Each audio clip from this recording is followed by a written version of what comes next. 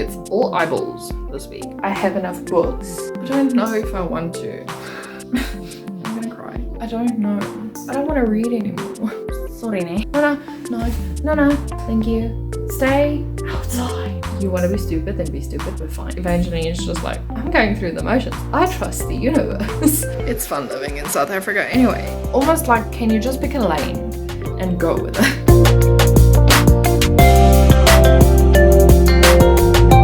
Hello everyone, what's up and welcome back to the last week of Magical Readathon. I believe the week that passed there was a 24-hour readathon, but the whole weekend I was busy, so I couldn't get to it. And I think the 24-hour readathon was basically just to catch up on your reading, to, you know, give you that last push before it ends, because it's, because the sprints are, this weekend.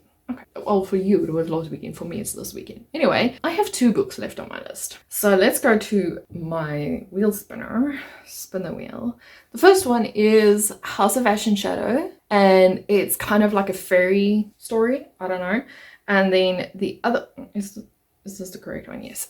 And the other one is Valkyrie Landing, which is about Valkyries. I don't know which one I want to read first. There's also a book that I have to read next week for our book club, which meets on Thursday, so maybe I should put that one on as well. I think I'm gonna leave that one and we're just gonna focus on House of Ash and Shadow and Valkyrie Landing. What do I want? I don't know. I'm kind of leaning towards House of Ash and Shadow, but we'll see how this one goes. Okay, let's spin the wheel. I don't want to look.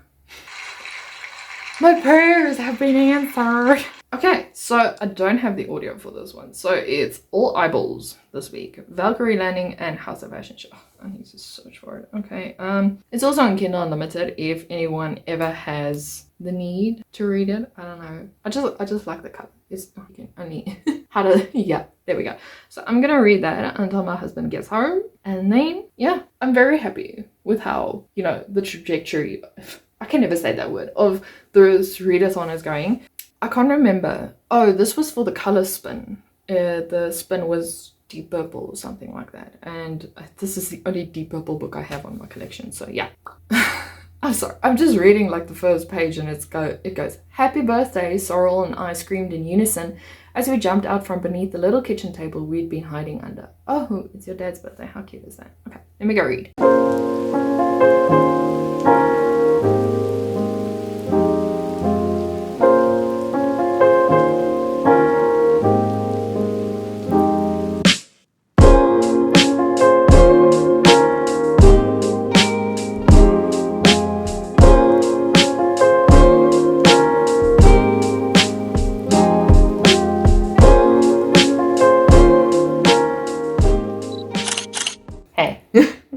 Okay, so let me give you an update quickly on my reading. Yesterday, today is Monday. Okay, so during the weekend, I didn't really update you guys. On Saturday, we were like really busy. I did go to a book launch, which you would have seen in the pictures, but I didn't do much reading. In fact, I read nothing at all. And then yesterday, my husband and I went to Broadacres to Reader's Warehouse just so that we can buy some books. He bought books, I bought nothing, which is kind of a pat on the back for me because I feel like it's growth. If you walk into a bookstore and you're kind of like, I have enough books, so I don't need more at this point. So, you know, I'm proud of me, but at the same time, it felt weird walking out. He had 5 books and I had none, and I was just like, okay. Got home and then I listened to a bit of Starting House because I started Starting House on Friday. Listen, I love a good fairy story.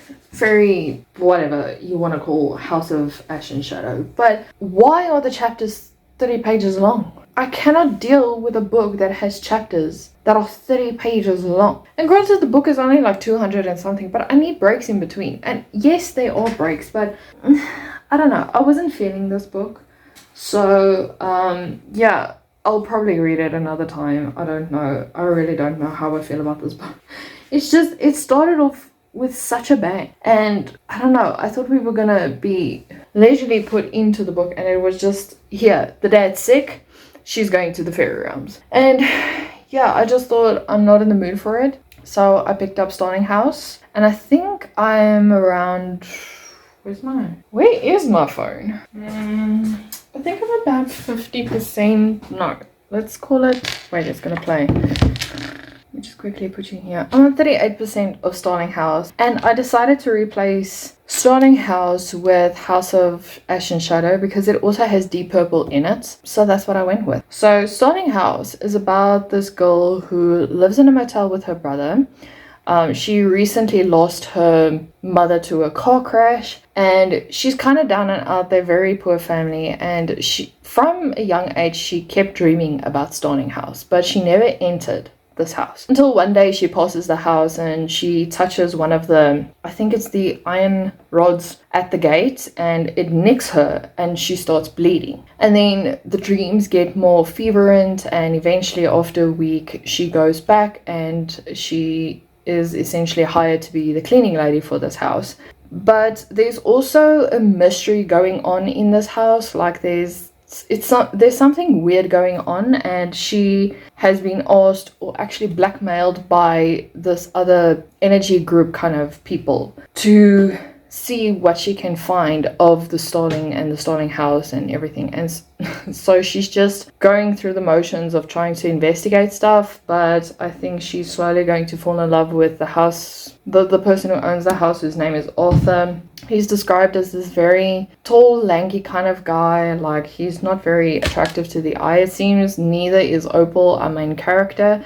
And I think they just, with their differences, they start falling in love. I don't know. I'm not trying to speculate or anything. That is basically what I'm just, where I am so far. Like, they like each other, but it's also that it sounds like Arthur feels like he doesn't want to be part of anything. Like, he's not going to regrow the Starling, how can I say, not franchise, the family. Like, it ends with him. That's his kind of thing. So I'm enjoying the writing so far. The writing is very captivating. It's very gothic-y.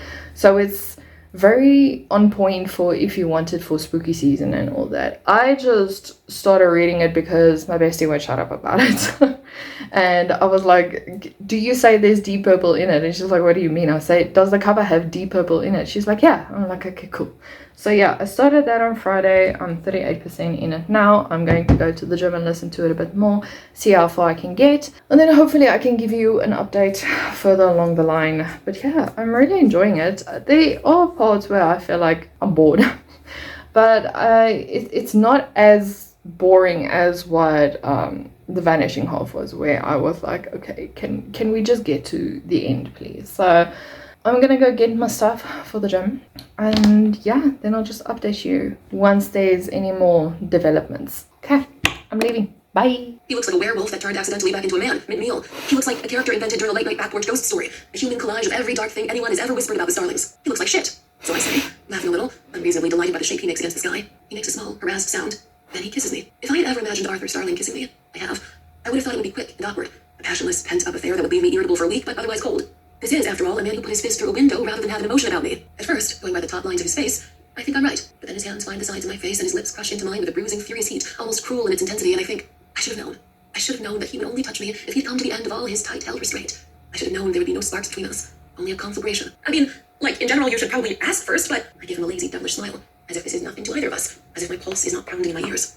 Hello everyone, happy Tuesday. I hope you guys have had an amazing day. I'm looking around as if I'm looking for a physical book in my hand. No.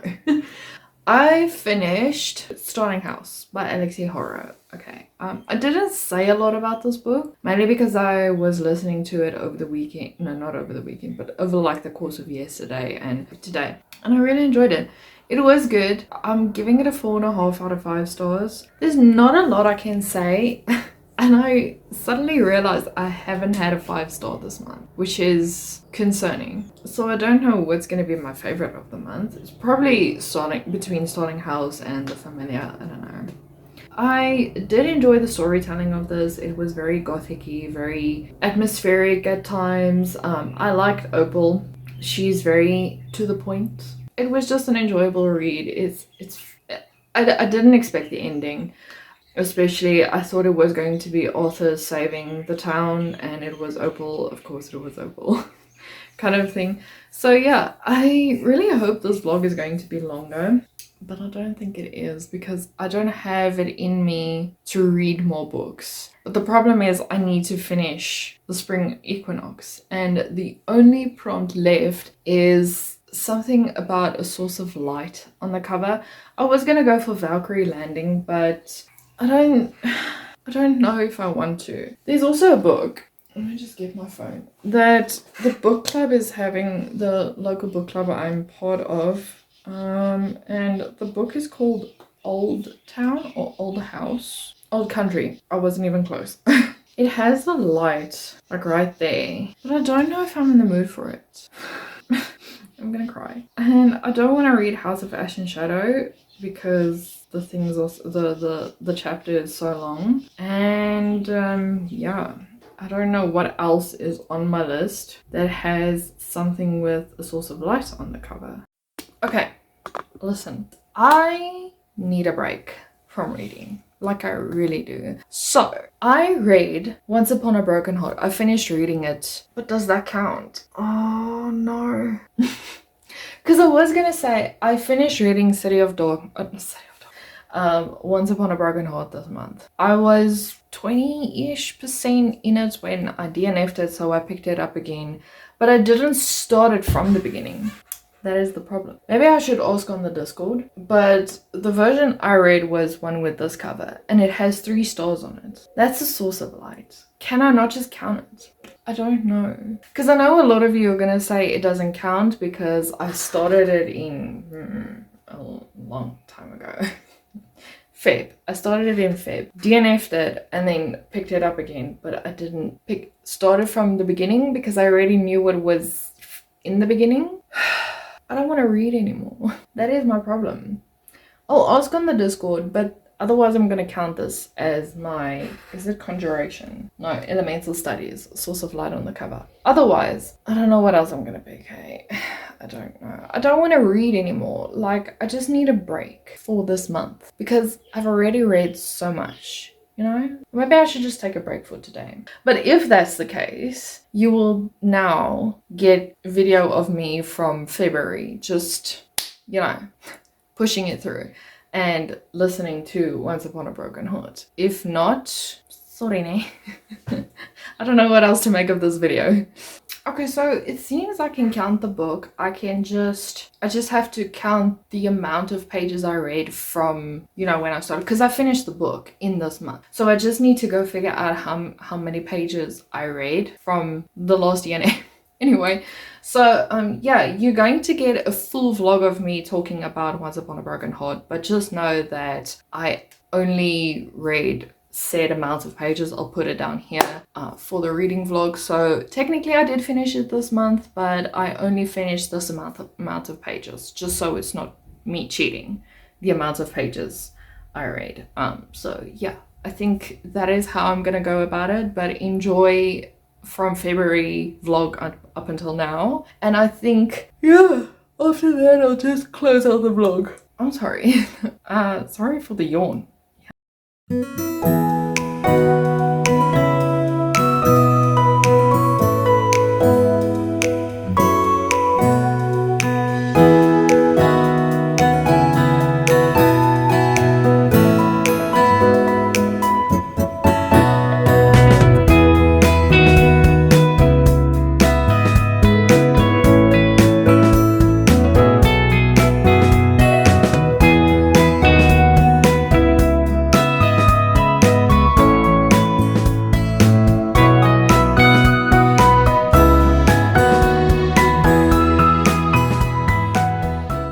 Hello friends, I will be reading Once Upon a Broken Heart by Stephanie Garber, and I'm really excited to read this. It is part of a book club pick for Mom's Book Collection over here on YouTube. It was the book club pick for last month, but I didn't get to it because I had a few other things that I needed to do. There's a wasp. No, thank you. Stay outside. Okay. What was I saying? Oh, but I couldn't get to it last month, so I am reading it this month. Hopefully I will also then be reading the second book, which I can't remember. I have it on Kindle, which is quite sad because I would really love to have the physical with me. But alas, sometimes physical books are way more expensive than Kindle books. I think that's about that. So this book basically follows a young girl named Evangeline Fox. Call me a liar, because I'm not sure. Evangeline. Yeah. Okay. So we're following Evangeline, and she has fallen in love with this guy, and he is set to marry her stepsister. It's kind of giving me Cinderella vibes as well, but anyway, not the point. So she is in love with this guy named Luke, and then she discovers that he is going to marry her stepsister. And so she goes to the Fate of Broken Hearts to try and encourage him to take over and to stop this marriage from happening. And what then happens is a curse befalls on her, the whole wedding party thing, and Evangeline decides to sacrifice herself instead of the cursed wedding party for their lives to be at risk. So she decides to sacrifice herself for that, and in turn she is hailed as a hero 6 weeks later. And then we follow her as she goes to the north, where she is partaking in like a ball for the Prince Apollo's wife to be. And that's as far as I am right now. She also still owes 3 true love's kisses for the Fate of Broken Heart, whose name is Jax, and some of you might know him from Stephanie Garber's other book. I am not aware of her Caraval series. I haven't read it yet, but her writing style is so immaculate that I actually want to read the series. Anyway, not the point I'm trying to make. So for now, I'm 31% into the book, and I'm really enjoying the storytelling. It is very gripping. Evangeline, I've heard some people say she's very naive in a sense. Like, for example, when Jax told her, this man doesn't even love you. If he loved you, he would have tried and stopped the wedding. And she's like, no, he can't get out of it. I feel like there's a curse on him. And Jax, I think in his mind, was just like, you want to be stupid, then be stupid, but fine. She has this naivety around her. And also her stepsister sounds like she's a bit older than her, so she knows her way around things. She has also been introduced to society more than Evangeline, so whatever her stepsister says to Evangeline, Evangeline's just like, nah, she doesn't know what she's talking about. I'm fine. There's so many red flags everywhere, and Evangeline is just like, I'm going through the motions. I trust the universe. I like Jax as a character as well. He's very, I don't even know why I'm holding my desk, but anyway, he's funny in a morally grey kind of way. Like he doesn't want to be anywhere in the vicinity where Evangeline is, but it has been said that if you cross paths with any of the fates, that you will be drawn to them no matter what. And she finds herself continuously drawn to Max. And yeah, it's just a fun time currently. She just used one of her true love's kisses. I'm still vague around that issue because what is happening there? Like, she kissed the prince and nothing happened. I don't know if he's in love with her yet. I think the premise is that Jax is trying to teach her that when someone kisses you, it's not always true love. It is also not speculated whether Evangeline and Jax did more than just kiss, but it is not made clear whether Evangeline and Luke did more than, I don't know, kiss. There's no clarity around that, but it seems like Jax wants to get her out of, or get Luke out of her system. I don't know what his plan is, but we will soon learn. There was also this part where Evangeline accused Jax of setting wolves on Luke 2 weeks after the first wedding, because after the first wedding, Luke and her stepsister decided they want to try and do another wedding, and because the first one went so badly, the second one they hoped would be fine, and then a wolf was set on Luke, and Evangeline's like something along the lines of, Luke would have come to me if you have not set wolves on Luke. And he's like, I've never sent wolves on a person. That's a very messy situation. And he just makes a big joke out of the fact that this guy was attacked by a wolf. And I really want to find it, but I can't remember where it is. But yeah, it's very entertaining. I really love this kind of story. I don't see why a lot of people hate this book. It depends on how the book ends. But I've heard it's got a very great cliffhanger that wants you to read the next book. So, I don't know. So far, I'm really enjoying it. I'm enjoying the storytelling, and I hope to get through more of it. I just don't know if I'm going to do it today because I am not in the mood to read. It is something bad, but I really am not in the mood to read. So, I don't know how that's going to go. It's currently just after 4, if my watch could work. It's 10 past 4. I have been arguing with myself for the past 10 minutes to go to the gym. I have my backpack on now for the gym, so I'm going, but wow. I hate being this indecisive. Okay, let's go, because otherwise I'm gonna take more time, and then we're not gonna have a fun time. Okay.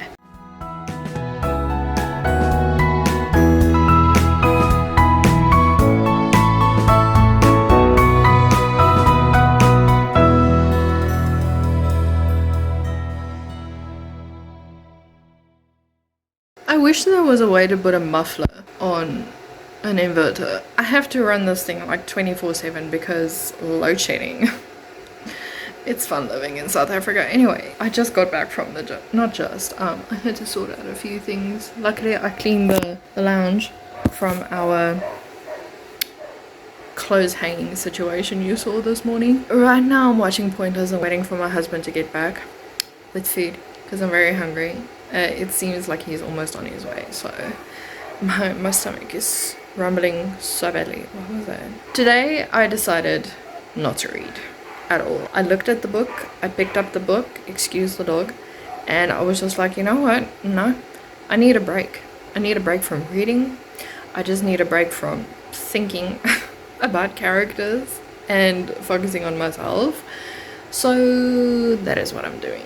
And yeah, it's rather enjoyable just to sit mindlessly and watch YouTube videos the whole day. Anyway, I think for the rest of the day or the evening, we're just gonna watch TV, eat.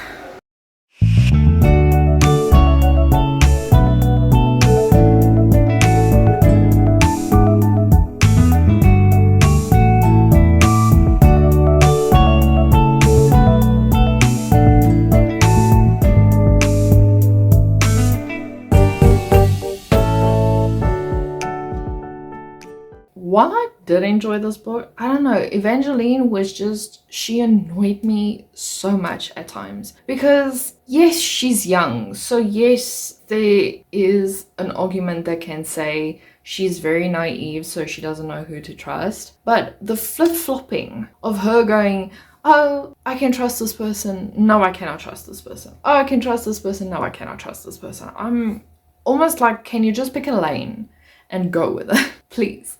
So for that reason, I'm giving it 3 out of 5 stars. It's not a bad book. It has intrigued me and I want to know more. So I am going to pick up the second book. But I was just like, I wasn't feeling it. So we're gonna see how this one goes, how the next one goes. Oh, wow. But for now, yeah, I think I didn't write a review or anything on Goodreads because I'm still trying to figure out my thoughts. But yeah, Evangeline was a good heroine, but she was annoying. So I just felt about her. But like I say, it hasn't put me off of the series. I still want to continue reading because I want to see how this goes. But yeah, just know, if you haven't read the series, if you are one of those people like me who have been staying under a rock for a while, know the main character is a bit naive, which is, it's not annoying, it's just her age that makes her naive. So yeah, that is, I think, all my thoughts on this book. I hope you guys enjoyed this vlog. If you did, please remember to like and subscribe, and I'll see you guys in the video next week. Bye.